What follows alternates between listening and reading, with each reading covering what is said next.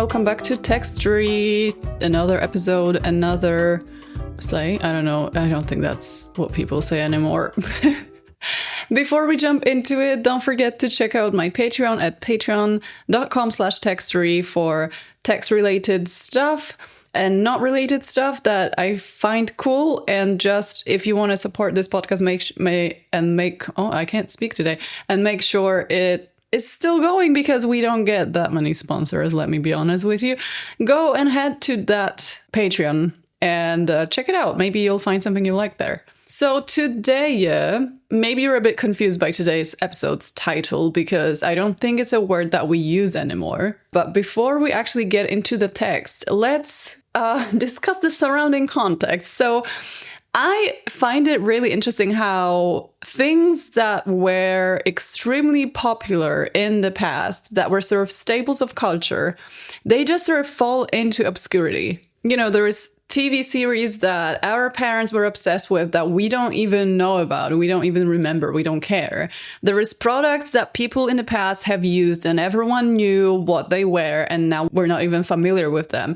There is popular magazines that were discontinued and we sort of just forgot about them. There's all those cultural resets and staples that we just don't know about because of the passage of time. And one of those once popular but then very obscure things was little blue books. That was a thing that was popular in the 1920s and 1930s mostly. They were started by Emanuel Haldeman Julius and his wife Marcette. They sort of wanted to publish small pocket books that could be read by the working class. So they were imagining someone during commute or on a break, they could just reach into their pockets and the books would be small enough to actually fit in someone's pocket. And then they could read. It could either be short pieces of literature, or it would be texts about particular ideas or things or science. The books started out in 1919, and it was first served as subscription-based service. So you only paid once and you received 50 little books. They had sort of various names at first, the series, but then in 1923, they finally stuck to Little Blue Books. I think what's cool about the Little Books was that they weren't just books. And marketing-wise, they did a very smart thing where you didn't have to go to a bookstore to get them. You could find them anywhere. You could find them in a drugstore. You could find them at a gas station. There would be stands in a toy store, or you could order by mail. So they were basically those novelty items with very catchy, interesting titles that you could maybe also collect or just grab when you're on a run somewhere. Honestly, genius. I feel like this could do well nowadays, but I don't think we can print them for that cheap of a price anymore. And you know, the fact that the books covered both classic literature like Shakespeare and Goethe, and then they also covered controversial topics at the time, such as homosexuality or atheism. I find it so intriguing how, you know, they found this niche and they just went with it. So unfortunately, as everything that's a little too progressive, they got struck down eventually. So Emanuel and his wife were apparently a little too forward-thinking for the post-war America, and the books thrived in the 20s and 30s, but after the war, the FBI was like, this is suspiciously progressive, so let's investigate the books for including forbidden themes. So all in all, just the idea of books published specifically for the working class just smelled a little socialist at the time. So they convicted Emanuel actually for something completely else, like tax evasion or something. But the publishing company was eventually sold and the book's popularity waned pretty fast. And nowadays, I don't think many people even remember them because they were popular so long ago. So this whole intro happened because today we are reading one of those little blue books,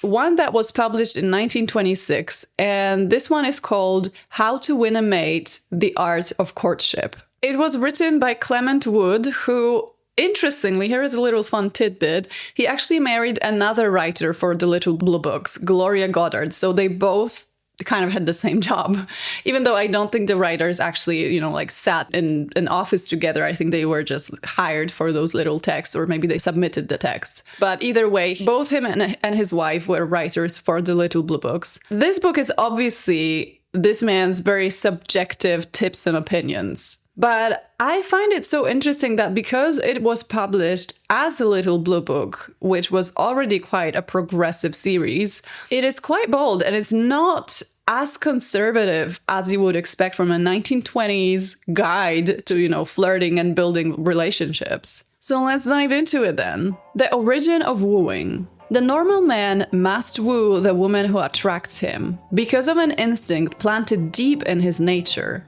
which had its origin far down in the scale of life. The modern civilized woman must woo because this obligation has been laid upon her by man's rearrangement of society, dating from the savage hour when he ended the era of woman rule, the matriarchate, and took the leadership himself. See, even this statement that the man must pursue women because he's attracted to them biologically, but the woman must pursue the man because that's what the society made her do, that's a hot take for a 1926 book. If the boy or young man continues uninterested in girls, this is a bad sign.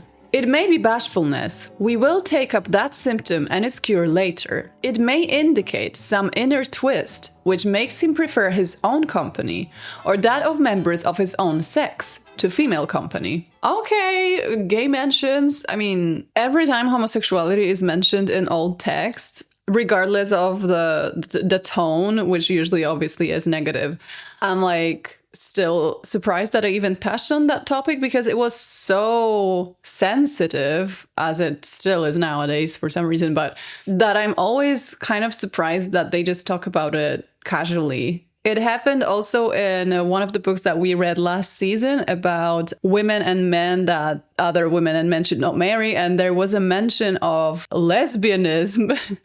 That one was actually quite understanding. It was like, well, you're not going to want to force a lesbian to marry a man because neither of the married parties are going to be happy about that. So I'm always so surprised that even in those times, they seem to have maybe even more compassion than some people do nowadays. And they sort of understand that it's a thing that happens and, you don't have to pretend it's not. Anyway, there's an alarm going off behind my window, so I'm going to wait it out and then continue. It's still going. That's great. Okay, several hours later, and we are so back.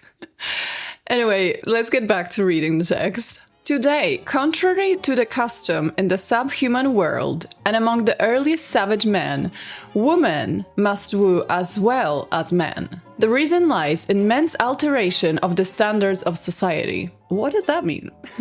But even the wise woman today realizes that the whole social arrangement of mating between the sexes is overcast with absurd taboos and restrictions, and that if she is to mate happily, she must regain part of woman's lost privilege of choice.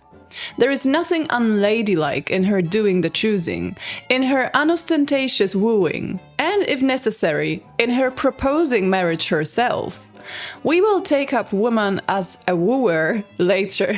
This is fascinating. So he's like, she might as well propose. I don't see anything wrong with that, which for 1926 is a pretty hot take. The man comes to adolescence without any knowledge of woman, beyond his slight information concerning his mother and his sisters, if he has any, and casual contacts with other girls and women. The girl comes to adolescence as ill-informed. Yet soon thereafter, man and girl are called upon to enter, without preliminary training, the game or gamble of securing a life mate, who will lift them up or drag them down thereafter in all of their efforts. Socially, this is a crime. Oop! That is a brutal read of the 1920s marriage scene. He means that there was little occasion to actually get to know each other before marriage, and that it made no sense to expect of people basically being able to pick well when it comes to a life partner if they never had any previous experience with the opposite sex. The only thing that can partially supply the lack of information today is the wooing period. Keep in mind then that the wooing period is primarily a time for learning about the other sex and its traits and eccentricities. The young man or woman in love should study the subject from books and from living teachers as amply as possible, and should observe other men and women, unmarried and married. This is actually not a bad tip. Like, if you don't have much experience in relationships, just observe what others are doing. I mean, maybe you'll find things you like, maybe you'll see things that you dislike, and that's how you will know that you don't want that.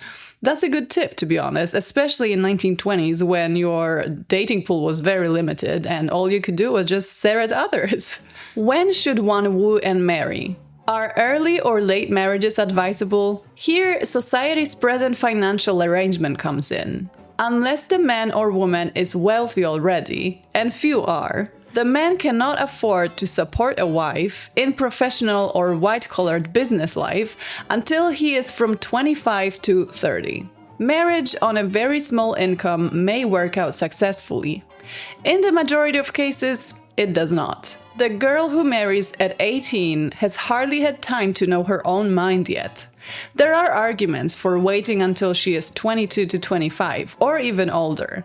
This is something that I've noticed in a lot of historical texts.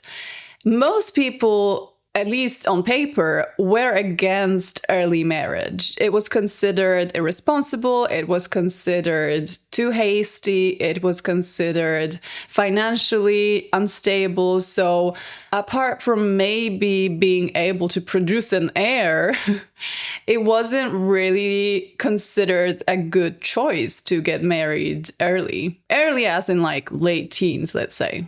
The former conception was that the man was supposed to be the intellectual one by training and by contact with the broadening influences of his work and of the world of men, and that the woman should be an intellectual weakling.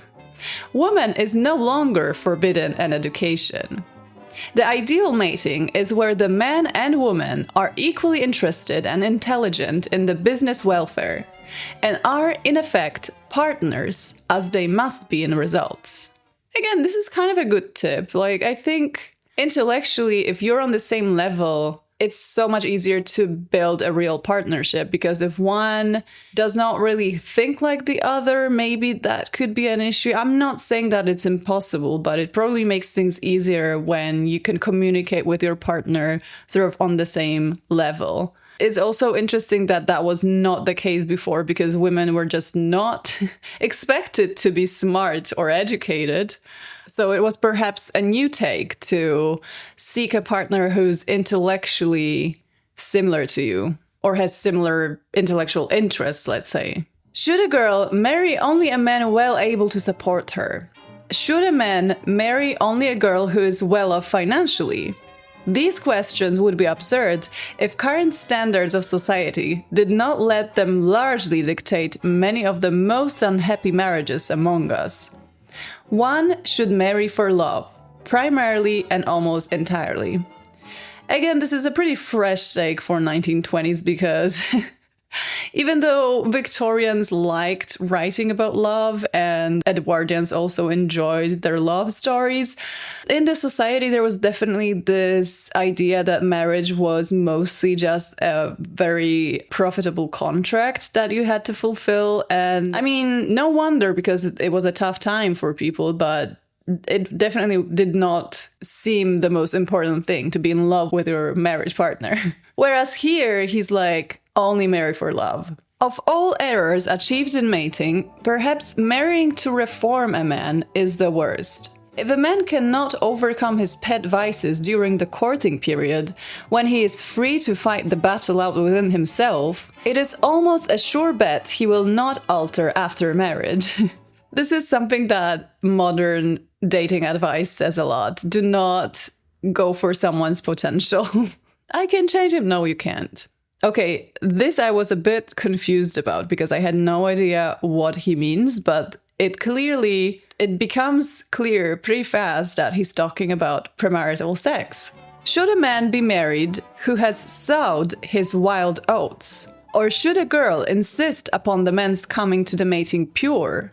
Should a girl be married who has sowed her wild oats? Or should a man insist upon her coming to the mating pure? The average answer is that the man is the gainer by the sowing of wild oats, and that the girl is ruined by the practice. Needless to say, this angle of judgment is all wrong. The object of life is to achieve happiness. The chief method of gaining this is by experiencing the world. Love experience is no more harmful, unless pregnancy results, than experience in sampling different food menus. To me, this is shockingly a modern take for a booklet, a random booklet from 1926. No wonder the US government was like, what exactly are they writing in those books? Because, the Hays Code is still a thing. We don't want people to go a bit too crazy. So what's going on exactly in the books? Should we be worried about that? And judging by this, yeah, maybe you should, because these are honestly such modern views for someone from 1926 that it definitely was not in line with the conservative way the US government was looking at things at the time. In general, the man is better off for having sowed some wild oats before marriage. He is less liable to plow a field of post-marital wild oats. The same is true, although in a slightly less degree, of the girl. The only difference is caused by the weight of social standards upon the two sexes today. Oh my god, he's talking about social standards. This man is so aware of what's happening here. Is love at first sight a possibility? Of course. And a frequent one. The normal man falls in love at first sight with every attractive woman he sees. Many a woman falls in love at first sight with a man who satisfies her ideal, hitherto unrealized.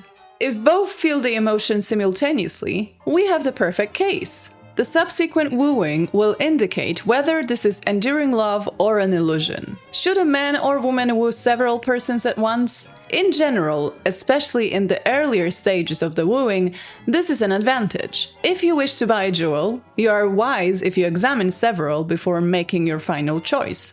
The same applies to wooing for a mate. Again, casual dating, pretty modern sounding, but I think dating in the past, especially in early 20th century, was way more casual than people realize. I think we tend to think they didn't date at all.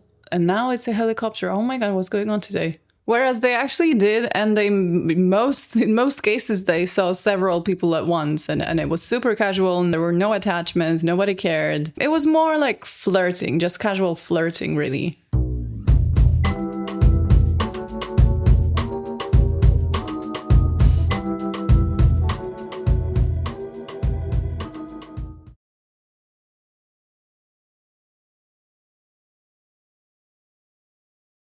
Now, there is a whole chapter called How a Man Woos, which is supposed to describe, the methods of wooing as a man. There is a paragraph that I can only describe as talking about getting the ick. He tells a story.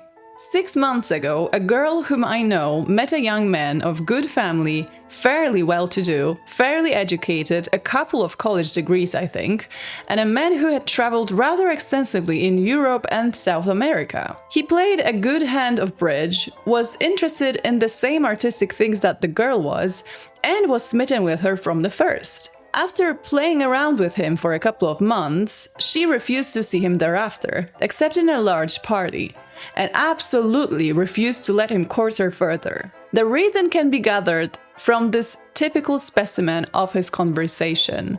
And now is a quote. "I was at the club, see? A lot of the fellows were there, see? And we decided to shoot a little bridge, see? On the very first hand, see? I had 4 honors in diamonds and I bid 2 diamonds, see?" Tactfully, the girl had pointed out that the constantly reiterated "see" just was not done by literate people.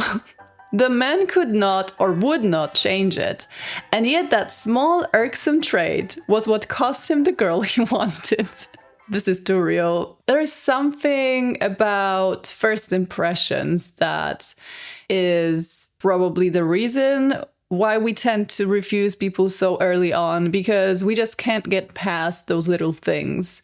And if you really like someone, you should be able to ignore their small imperfections like these, or you would just find them endearing at some point. But if it's not meant to be, It's not meant to be. I don't know what to tell you. I don't think that was solely the reason for her refusal in this case. And then there's talk about physical love. You will want, and she will expect, some physical love from the start. Among different strata of society, customs as to kissing and caressing differ. Never give the girl less than she expects. After you have found out that she likes to be kissed, you will disappoint her permanently if you give her the sort of kiss you would give dear old Aunt Tabby, aged 98 in the shade. Yet remember to think of her wishes primarily. Don't give her the sort of kisses you want first, but the kind that she wants. Your artistry will come in subtly leading her to want things that you want. This is a short lesson on consent, I guess. Just listen to what she wants and make sure that you respect her wishes first. No sensible girl today wants the man to propose to her father or her parents before he proposes to her. After all, he is not marrying the father or the parents. He is marrying the girl. This is unusual because I suspected in the 1920s that was still a pretty popular thing to do, to ask the father or the parents for their permission to propose, but maybe that was just after the engagement was already set in stone. You would just be like, hey, so can we get married? But that was after you asked her, I guess. I don't know. Okay, this aged pretty badly. Don't study a book of etiquette as to how to propose. The more stilted and formal a proposal is, the easier it is for the girl to laugh at the ridiculousness of the situation. Real lovers know, without the words having been said, that their equivalent in deeds has been achieved. Even a slang proposal, "Well, honey, shall we hit it off together?" may be far more effective than, "May I have the honor of making you my wife?" Be natural in this, unless you have ascertained that the girl desires the frills. In that case, give her what she desires. It's funny because I have noticed, watching classic Hollywood movies, how casual they were with the proposals. Like, you would just be talking to your guy friend and he would be, say, "Why don't we get married?" And then the girl's like, "You've asked me 10 times. No, Tom, it's not happening." But then they still continue to be friends. So clearly they didn't look at it as this major lifelong commitment, but it was more like, why not? We might as well die. I mean, which is actually very counterintuitive because marriage to them was probably much more serious than it is to us today. It was, the social expectations of having to stay together even when everything's falling apart. In general, people probably stayed more committed in those marriages at that time. And yet the way those marriages started, if you ask your grandparents, a lot of the time it was like, "Yeah, I didn't really like him, but then he asked me like 10 times, so I said yes," or "Yeah, he was nice, he was the nicest boy in the village," but it's never those grand love stories and massive proposals and huge weddings. At least in case of my ancestors and my family, it was like, I don't think anyone remembers even what went down. And yet those people stayed together till the end of their days. And I think maybe it's telling us something. I don't know. Let's listen to what this guy has to say. The real lover, man or woman, continues the courtship as long as the mating lasts. All that has been said about making oneself attractive in the eyes of the other applies with a special force to this wooing after marriage. Do your best to make a success of the mating. If your efforts fail and a separation or divorce is necessary, you can never reproach yourself afterwards with the accusation that you did not try your best. Then we have a chapter about how a woman woos. Most textbooks on wooing and courtship devote their space allotted to women's wooing to such absurd devices as flirtation by parasol, fan, glove, handkerchief, dining table signals, window flirtation, and flower flirtation. The number of people who read such silly books is limited. The number among these who remember what they have read is far smaller, and perhaps no men are included in the latter number. Thus, no man will understand what your signals mean. That is so true. You have all those parasol signs and secret love languages, but how would people even know if they didn't read the same books? A few of the choice instructions given are as follows. Parasol flirtations. Carrying it elevated in left hand, desiring acquaintance. Carrying it closed in left hand, meet on the first crossing. Carrying it closed in right hand by the side, follow me. Closing it up, I want to speak to you, love. Swinging to and fro on the handle on right side, I am married. With handle to lips, kiss me. So these are all the secret parasol signs, supposedly, that he's quoting. But then he says, the trouble is, all women must carry their parasols somehow, and in more than 9 cases out of 10, they have no faintest dream of these so-called signals. If you ignore them and they are intended, you insult the lady. If you act on them, as for instance, stepping up and kissing a stranger who has nervously brought the handle of her parasol to her lips, you are liable to be fined $750 in Pennsylvania, $2,500 in New York State, and a vast sum of $1.15 in New Jersey. That is actually very true, because how would you know that the lady is using the secret fan or parasol language and not just looking at you while doing something, while fidgeting with her parasol? This is a risky business to be involved with. Should a girl woo when she is convinced that the man is worthy to be her mate? There is no reason in the world why she should not.